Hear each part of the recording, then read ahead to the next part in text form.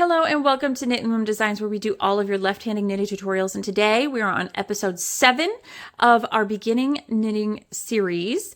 And today we're talking about yarn overs. You will typically see this in a pattern marked as YO, yo, right? It looks like the word yo. You go to the abbreviations and what does it say? Yarn over. What the heck does that mean? Well, I'm going to show you today, okay? So this is the increase that gives you the holes that make beautiful lace, okay? All of your lace patterns, it uses yarn overs to make those beautiful lace patterns, okay? So how to do a yarn over. I'm holding my yarn, right?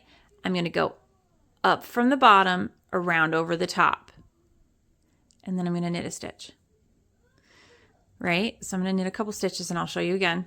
Okay, I've knit my 3, and now I need to do a yarn over. Up from the bottom, over the top. Let's try that one more time. It's crazy simple, right? Up from the bottom, over the top. Okay, and now I have all these pretty yarn overs. So let's show you how to deal with them on the back side, shall we? Let's see. So you get to this one. How do you deal with it? You just purl it like it's a regular stitch, and it will stay this open hole. That's what we want, right? We want that open hole. Now there may be some patterns that tell you when you get to the yarn over to purl through the back loop. How do you purl through the back loop, right? This is the back loop. This is how you purl through the back loop. So if you do that, there's no hole there, you see? So unless the pattern specifically states purl through back loop, don't do it. You're just going to purl it like a regular stitch because you're going to assume the pattern wants you to create this hole. Okay?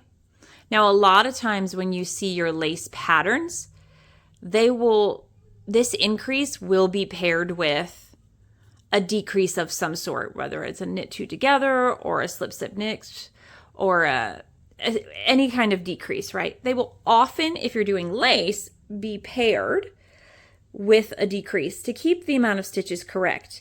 Now, a lot of times this stitch can be used as the increase instead of a make one right, okay? It can be used as that instead. There are several patterns out there that use this on a raglan instead of any other kind of increase, okay? So typically it's used with a decrease to keep the stitches even, but it can also be used as an increase on its own. And this is what it looks like after a row of knitting. And now you have all these pretty little lace eyelet holes.